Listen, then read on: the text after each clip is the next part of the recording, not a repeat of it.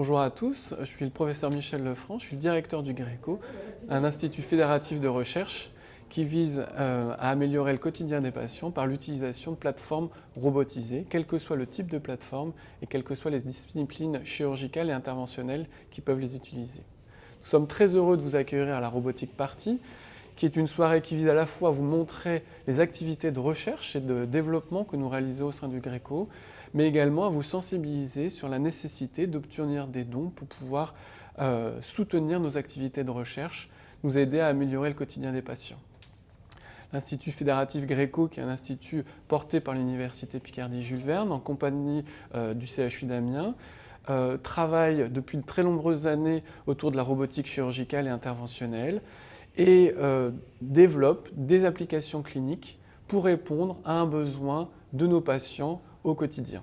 Ces applications sont à la fois sur le domaine de la neurologie vasculaire, comme le traitement des prises en charge d'AVC, peuvent intéresser les pathologies oncologiques, comme les tumeurs du foie, et où la nécessité de restaurer les organes, comme en chirurgie orthopédique, lorsqu'on veut restaurer un ligament croisé, tel que peut le proposer le docteur de Roussan, ou restaurer une colonne vertébrale, tel que le propose le professeur Gouron, ou moi-même, point. L'ensemble de nos activités vise à utiliser la puissance, de la fiabilité, de la reproductibilité des outils robotiques pour pouvoir les appliquer aux patients afin de répondre et améliorer leur quotidien par une récupération plus rapide, par pouvoir permettre une combinaison des traitements plus efficiente et ainsi un retour à la vie normale, plus rapide et plus confortable. Cette soirée ne pourrait être possible sans nos partenaires, en premier lieu duquel la société Stobli, qui produit des bras robotisés, en particulier pour l'industrie biomédicale, et qui finance cette soirée. Le Crédit Agricole, qui nous permet d'avoir les enregistrements que vous voyez ce soir. Le magazine Planète Robot, qui nous permet de diffuser au plus grand nombre nos différents protocoles de recherche.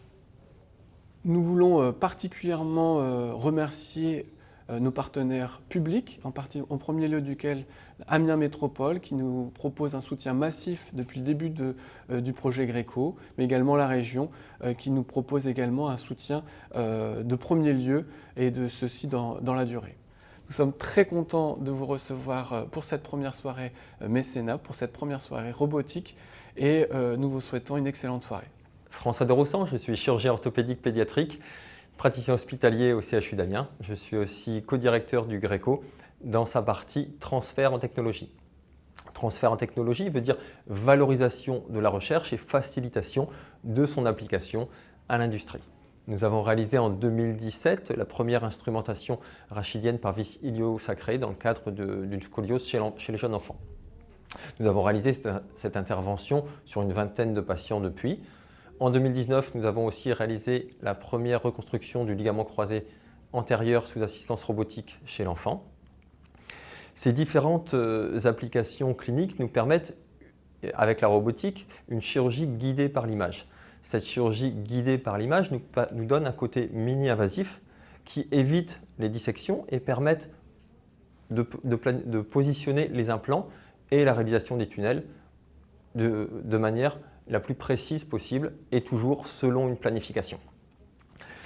Les projets d'avenir sont essentiellement la consolidation de ces deux techniques et leur amélioration, notamment sur la planification et sur les résultats post-opératoires que l'on pourrait prédire. Bonjour, je m'appelle Nathalie Dutot-Clop, je suis praticien hospitalier dans le service d'ORL. Je m'occupe principalement de la surdité de l'enfant, des explorations fonctionnelles pédiatriques et de l'autologie de l'adulte et de l'enfant. Je suis aussi membre du GRECO et de l'équipe Chimère. Donc, dans le cadre de nos projets dans le GRECO et dans l'équipe de Chimère, nous avons réalisé en 2019 une première mondiale sur l'implantation cochléaire. Donc, l'implantation cochléaire, c'est un dispositif et un système qui existe depuis plus de 20 ans qui permet de retrouver l'audition chez les patients avec une surdité complète, que ce soit chez l'adulte ou chez l'enfant. Et ce procédé doit nécessiter une chirurgie assez complexe et minutieuse sous microscope.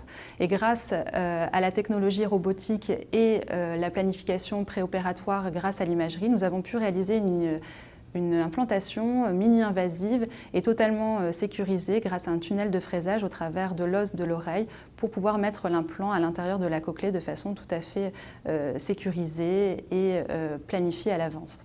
Donc les projets par rapport à cette nouvelle technique chirurgicale robotisée, ce serait de l'améliorer, notamment par rapport aux outils qui peuvent être développés sur cette technique très particulière robotique, et également prévoir une planification grâce à l'intelligence artificielle de la trajectoire optimisée et permettre à la fois de faire une implantation toujours plus précise et surtout d'améliorer les performances de l'implant pour les différents patients dans l'avenir.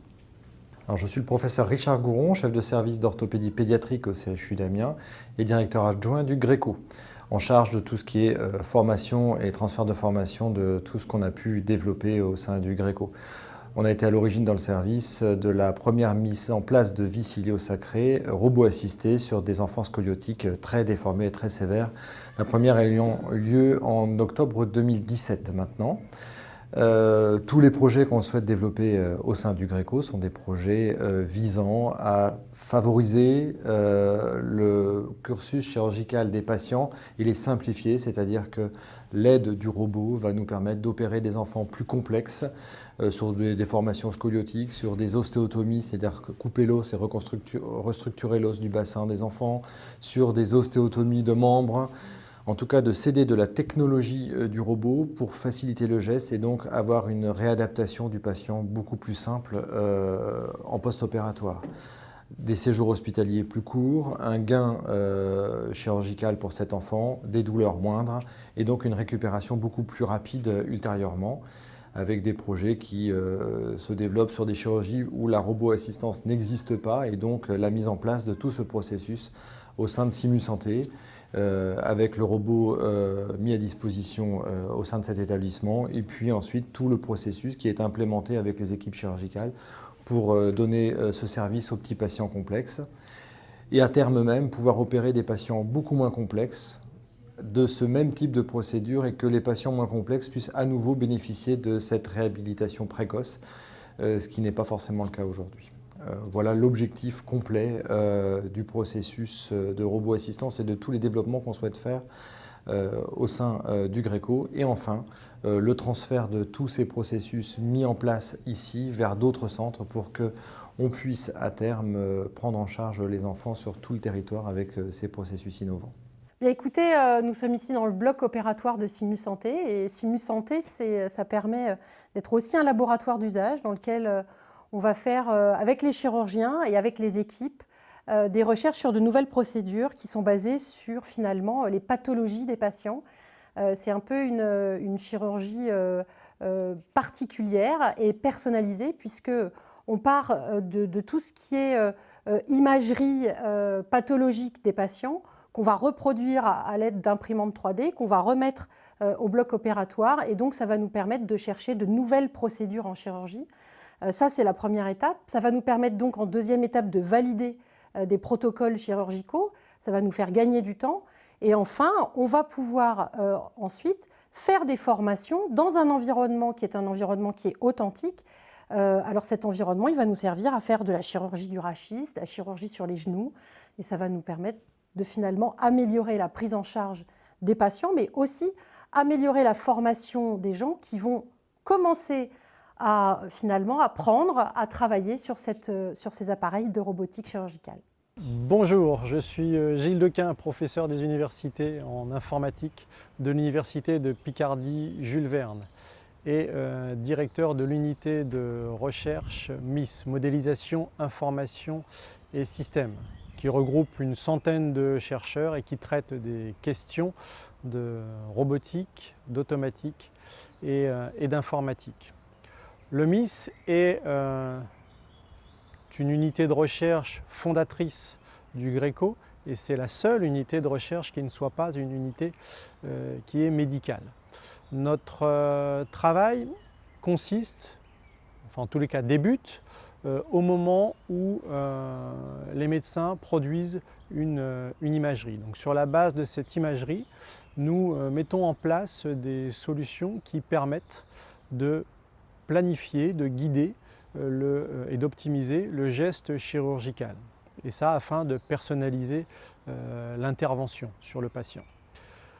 Donc ça s'apparente sur la base donc de volumes 3D résultant de l'imagerie, ça s'apparente au calcul de trajectoire optimum permettant d'atteindre une cible, une lésion, une zone particulière du corps sur laquelle le médecin va pouvoir pratiquer le soin. Donc ça passe par la radiofréquence, ça passe par tout type d'interventions pour lesquelles le robot intervient.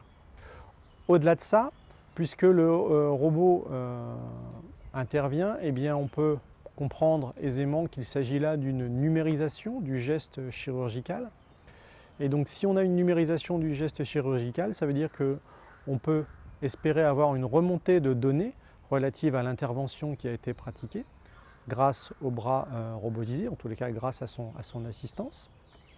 Et sur la base de cette remontée de données, eh bien, nous sommes en capacité de mettre au point des systèmes intelligents de prédiction, de remédiation, de prédiction thérapeutique ou de prédiction de guérison du patient.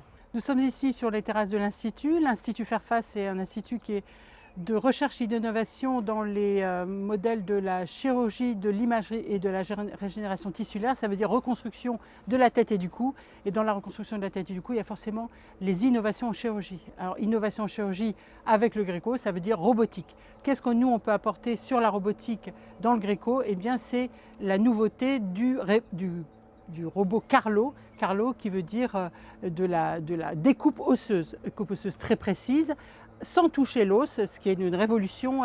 Et dans la précision dont on parlera tout à l'heure, vous avez vraiment des vraies innovations qui font partie donc de la recherche de fait. L'Institut Fairfax permettra d'aider à cette progression, puisqu'on va pouvoir en avoir un modèle pour simuler, ouvert à toutes les chirurgies osseuses, thoraciques, les os de la main, évidemment la tête et le cou, et donc reformuler la façon d'opérer, donc toutes les modalités de pouvoir découper de l'os autrement qu'en faisant des traits droits et des cubes, et pouvoir faire des courbes et pouvoir suivre évidemment la croissance, la physiologie et la biologie. Donc l'Institut est partenaire, évidemment, fait partie du Greco, elle est ouverte à tous les processus d'innovation et donc fatalement elle est intéressée par ce grand groupement de fédératifs autour de la chirurgie robotisée. Jérémy Bettoni, je suis praticien hospitalier dans la chirurgie maxillofaciale et membre de l'équipe Chimère, donc équipe de recherche de l'Institut Fairfax, associé aussi membre du Greco depuis maintenant 3 ans. Initialement, j'avais travaillé en collaboration avec le Dr Olivetto et le professeur Michel Lefranc sur la mise en place d'implants zygomatiques par ROSA, ce qui permettait d'offrir aux patients une réhabilitation implantoportée en 24 heures au lieu de 6 mois initialement. Puis après, j'ai travaillé sur le robot Carlo, qui est un robot qui permet des découpes laser. Alors au niveau maxillofacial, ça permet effectivement de redéfinir les découpes osseuses et aussi d'ouvrir des perspectives sur la possibilité de réaliser des montages en tonomortaise, en queue d'aronde, sans utilisation de matériel d'ostéosynthèse. À terme, au final, c'est de revenir à ce que faisaient les anciens, c'est-à-dire une belle charpente, sans vis, sans plaque, uniquement avec des autocontentions. Alors en chirurgie maxillofaciale, c'est un peu la théorie qu'on essaie de développer, mais cette chirurgie aussi peut être développée pour toutes les structures osseuses, que ce soit en orthopédie, en chirurgie cardiaque ou en neurochirurgie. Et c'est là où ça va être intéressant de travailler avec le Greco et l'Institut Fairfax, c'est qu'en fait on va avoir un robot Carlo clinique, mais aussi un robot recherche, ce qui va nous permettre de pouvoir développer au niveau du laboratoire d'anatomie et différentes indications, et aussi permettre de réfléchir différemment à des découpes osseuses grâce à l'outil de la découpe laser. Bonjour, je suis le professeur Pascal Bernat, chirurgien thoracique à la clinique Victor Pochet à Amiens. Je suis là pour vous parler de la chirurgie robotique de ma spécialité, qui est la chirurgie pulmonaire et la prise en charge des cancers du poumon. Donc, nous avons depuis quelques mois acquis une expérience grâce au robot d'Avinci de la société Intuitive, qui nous a permis de réaliser des interventions très lourdes de chirurgie cancérologique du poumon, et avec notamment pour la première fois la prise en charge d'un patient pour une résection pulmonaire majeure en ambulatoire, avec un protocole de réhabilitation amélioré après chirurgie qui a été élaboré depuis 8 mois que nous travaillons avec les anesthésistes sur ce projet. Donc la facilitation de la prise en charge en post-opératoire des patients qui sont opérés sous chirurgie robot permet un nouvel axe de prise en charge avec une simplification des suites opératoires, une diminution très nette des complications respiratoires, étant donné que le facteur de risque principal du cancer du poumon, c'est le tabagisme, et que ça affecte aussi la fonction respiratoire. Les résections sur ces patients peuvent avoir des conséquences extrêmement importantes. Donc pour nous, la chirurgie robotique est un axe de développement majeur, surtout s'il est combiné avec des protocoles de réhabilitation qui sont extrêmement importants à mettre en place dans les établissements. Et ces protocoles, ce sont des éléments sur lesquels on avait travaillé avec un groupe d'experts anesthésistes il y a 4 ou 5 ans et qu'on a publié afin d'établir les recommandations nationales pour la chirurgie de lobectomie pulmonaire. Bonjour, je suis le docteur Cyril Chivot, neuroradiologue interventionnel au CHU d'Amiens. Je m'occupe du projet Endo10 dans le cadre du GRECO. Donc, le projet Endo10 vise à terme à traiter les patients atteints d'AVC par assistance robotique à distance. Donc, le projet Endo10 va se dérouler en 3 étapes. La première est locale, que nous avons actuellement commencé, qui consiste à traiter les anévrismes intracrâniens à l'aide de l'assistance robotique. Puis la seconde étape sera de traiter à distance ces anévrismes intracrâniens entre le centre Simu Santé et le bloc du CHU. Donc, dans le cadre de la 3e étape, qui sera la prise en charge de l'AVC à distance, nous comptons utiliser le robot CorPath GRX de Siemens pour traiter les patients de Saint-Quentin atteints d'AVC et éviter ainsi les transferts au CHU d'Amiens et éviter surtout la perte de temps et donc la perte de neurones pour nos patients. Bonjour, je suis Dr Régimbaud, je suis chef de service de chirurgie digestive au CHU d'Amiens et je me présente dans le cadre de la recherche et de la recherche sur l'activité robotique. Je suis responsable de l'unité SSPC, simplification des soins des patients chirurgicaux complexes, qui est une unité de recherche labellisée université et hôpital et qui cherche à simplifier la prise en charge des patients chirurgicaux en situation complexe. La robotique intervient à 2 niveaux. Le premier, nous avons soumis des projets pour intégrer un guidage robotique dans la destruction et la prise en charge des tumeurs malignes du foie.